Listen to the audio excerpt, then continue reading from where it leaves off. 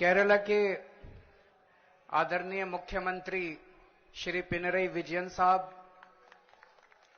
पंजाब के लोकप्रिय मुख्यमंत्री श्री भगवंत मान साहब, मंच पे मौजूद कई राज्यों के और कई पार्टियों के आज यहां पे आए हुए सभी नेतागण और मंत्रीगण और यहां पे आए हुए सभी भाइयों बहनों, आप सब लोगों को मेरा नमस्कार, सबको मेरा प्रणाम।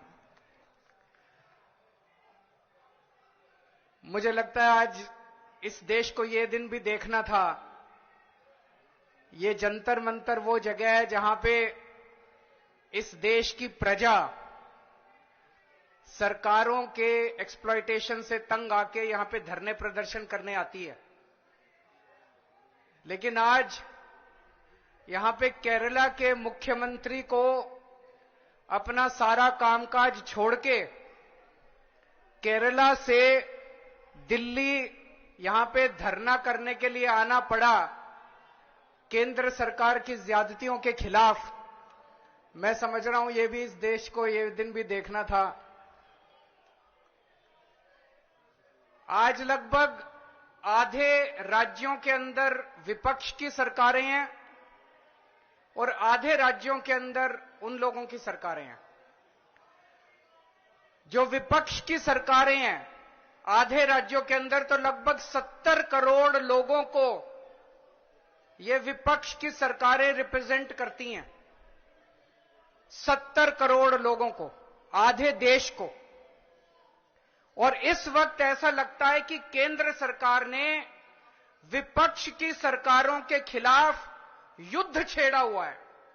ऐसा लगता है कि जंग छेड़ी हुई है, लड़ाई छेड़ी हुई है। हिंदुस्तान पाकिस्तान का रखा है हम लोगों के साथ।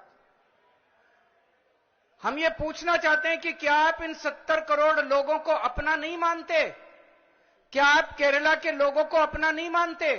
क्या आप तमिलनाडु के लोगों को अपना नहीं मानते? क्या आप कर्नाटका के, दिल्ली के, पंजाब के, वेस्ट बंगाल के लोगों को अपना नहीं मानते? क्या ये सारे पराये हैं? क्या ये भारत के नागरिक नहीं हैं? यहां के 70 करोड़ लोगों ने विपक्ष के लोगों को चुन के सरकार बनाई। संविधान के अंदर लिखा है कि इन सरकारों की क्या पावर है। शिक्षा की पावर राज्य सरकारों की, स्वास्थ्य की पावर राज्य सरकारों की। संविधान के अंदर लिखा है कि क्या क्या पावर है। आप हमें अपना काम ही नहीं करने देते।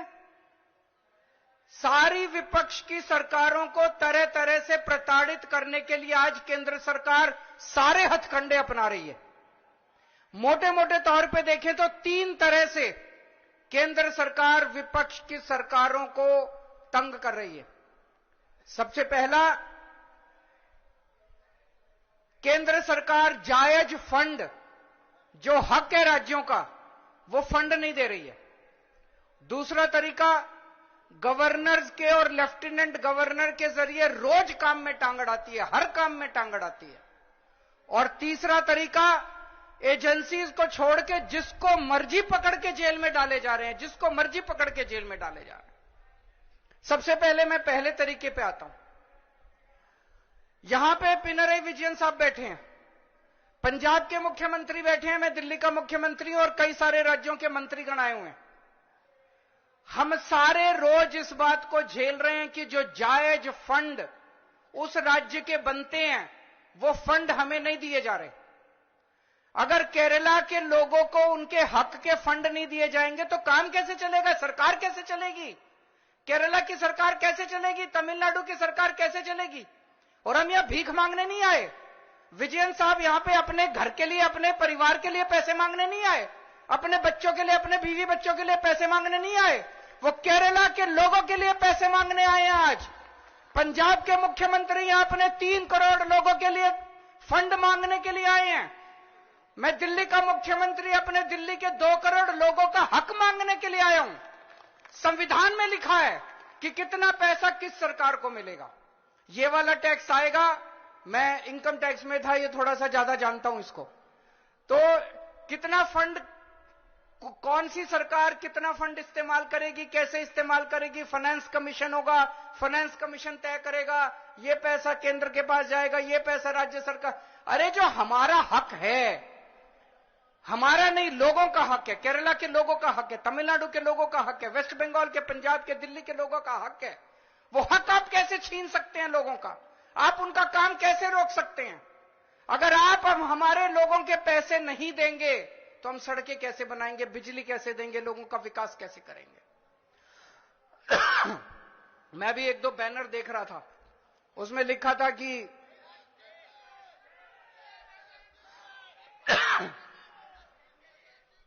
केरला के 8400 करोड़ रुपए रोके हुए हैं। और मान साहब से मैं थोड़े दिन पहले बात कर रहा था, पंजाब के भी 8000 करोड़ से ज्यादा फंड रोके हुए हैं। अब एक एक फंड, अभी पंजाब सरकार थोड़े दिन पहले सुप्रीम कोर्ट में गई कि हमारा पैसा रिलीज नहीं कर रहे, आरडीएफ का पैसा, आरडीएफ लगभग 4-5 हजार करोड़ बनता है, 5500 करोड़ रुपया आरडीएफ का, रूरल डेवलपमेंट फंड का पैसा इस्तेमाल रिलीज नहीं कर रहे। केरल भी गया, सुप्रीम कोर्ट की हेयरिंग अब अगले हफ्ते फिक्स हुई है और तुरंत केंद्र सरकार से फोन आ गया, आइए बैठ के बात करते हैं। तो हम छोटी छोटी बातों के लिए सुप्रीम कोर्ट जाएंगे क्या? ये क्या बदतमीजी है? आप अपना काम क्यों नहीं करते? हम हर चीज के लिए सुप्रीम कोर्ट के पास और भी तो बहुत काम है। सुप्रीम कोर्ट भरा हुआ है केसेस से, जनता के केसेस से। हम अपने फंड लेने के लिए भी, हमें फंड लेने के लिए जंतर मंतर पे आके बैठना पड़ेगा। आप लोगों को जान के ताज्जुब होगा, दिल्ली के लोग मिलके साल में 2 लाख करोड़ रुपए का इनकम टैक्स देते हैं, 2 लाख करोड़। और उस 2 लाख करोड़ में से बदले में दिल्ली के लिए हमें कितना पैसा मिलता है, गैस कर सकते हैं आप लोग? 2 लाख करोड़ रुपए हम केंद्र सरकार को देते हैं दिल्ली के लोग मिलके इनकम टैक्स में, और उस 2 लाख करोड़ में से दिल्ली के लोगों को एक साल में 325 करोड़ रुपए मिलते हैं। इतना तो अंग्रेजों ने भी नहीं लूटा होगा 100 साल में जितना ये लोग लूट रहे हैं। ये तो हद हो गई है। तो कपिल सिब्बल साहब का स्वागत है।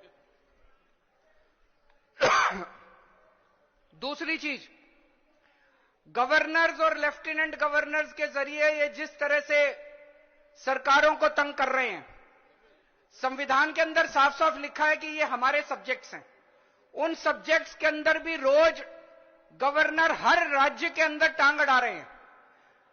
सबसे इंटरेस्टिंग तो अभी पंजाब के अंदर हुआ।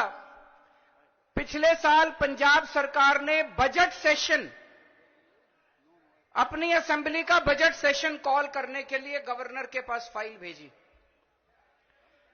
गवर्नर ने बजट सेशन करने की परमिशन नहीं दी।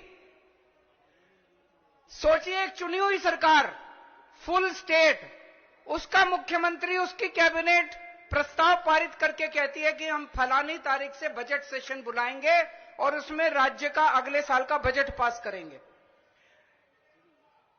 गवर्नर ने बजट सेशन की भी परमिशन नहीं दी। अल्टीमेटली सुप्रीम कोर्ट जाना पड़ा। सुप्रीम कोर्ट ने गवर्नर को खूब लताड़ा। लेकिन प्रॉब्लम यह है कि इनको लताड़ का, गाली गलौज का, इनको सुप्रीम कोर्ट रोज लताड़ता है इन लोगों को, इनको कोई फर्क ही नहीं पड़ता। तो इस तरह से दिल्ली के अंदर तो आप सब लोग देख ही रहे हैं कि हर काम के अंदर किस तरह से लेफ्टिनेंट गवर्नर हर काम के अंदर, छोटे से छोटे काम के अंदर टांग अड़ा रहे हैं। और तीसरा तरीका है ईडी। यह अब इनका एक नया हथियार आ गया, ईडी। अभी तक इस देश के अंदर यह कानून होता था कि अगर आपने कोई क्राइम किया तो उसकी जांच होती थी, फिर उसमें मुकदमा चलता था। मुकदमे में तय होता था कि कौन कौन दोषी है, कौन कौन निर्दोष है। जो दोषी है उसको सजा मिलती थी, वो जेल जाता था। मुकदमे के बाद, मुकदमा खत्म होने के बाद आदमी जेल जाता था जिसको दोषी माना जाता था। अब अब तय कर लेते हैं कि इसको जेल भेजना है, तो उसको पकड़ लेते हैं, उसको जेल में डाल देते हैं। फिर सोचते हैं अब इस पे क्या मुकदमा करें, इस पे क्या केस बनाएं। फिर ये केस बनाते हैं और केस बनाने के बाद फिर वो तब तक जेल में रहता है जब तक कि मुकदमा पूरा ना हो जाए और वो निर्दोष साबित ना हो जाए। हमारे देश के अंदर 15-15 साल लग जाते हैं मुकदमे पूरे होने में। तो 15-15 साल किसी को भी पकड़ के जेल, यह भी पीएमएलए जो कानून लेके आए उसमें ही लिखा है कि जब तक उस आदमी को, किसी को भी पकड़ के जेल में डाल दो और जब तक उस आदमी का मुकदमा पूरा नहीं हो जाता, वो निर्दोष साबित नहीं हो जाता, तब तक वो जेल से बाहर नहीं आएगा। ये तो बहुत खतरनाक है। अभी हेमंत सोरेन साहब को इन्होंने जेल में डाल दिया, अभी तक उनके ऊपर कुछ भी साबित नहीं हुआ है, अभी उनके ऊपर मुकदमा नहीं चला है, अभी मुकदमा शुरू भी नहीं हुआ है, अभी जांच चल रही है। लेकिन अगर मुकदमे को 15 साल लगे तो हेमंत सोरेन साहब 15 साल जेल में रहेंगे। और ये तो किसी को भी कर दें, कल मुझे पकड़ के जेल में डाल देंगे, विजयन साहब को पकड़ के जेल में डाल देंगे, स्टालिन साहब को पकड़ के जेल में डाल देंगे, सीतारमैया साहब को पकड़ के जेल में डाल देंगे, सुखविंदर जी को, किसी भी को भी पकड़ के जेल में डाल देंगे और सरकार गिरा देंगे। हेमंत सोरेन साहब को जेल में डाला, उसके बाद 48 घंटे तक ये लोग तोड़ने की कोशिश करते रहे, जेएमएम को तोड़ देते हैं। ये तो भगवान का भला और जेएमएम वालों का महान है, जेएमएम वाले जो टूटे नहीं इनके सामने। तो ये अब ये किसी भी को भी पकड़ के जेल में डाल देंगे, उसकी सरकार तोड़ देंगे और फिर अपनी सरकार बना लेंगे। ये क्या है? ये क्या चल रहा है इस देश के अंदर? कह रहे हैं केजरीवाल भ्रष्ट है। मैं पूछना चाहता हूं, मैंने दिल्ली में बिजली सस्ती, बिजली फ्री कर दी दिल्ली के अंदर, मध्य प्रदेश में, गुजरात में, उत्तर प्रदेश में सबसे महंगी बिजली मिल रही है देश में।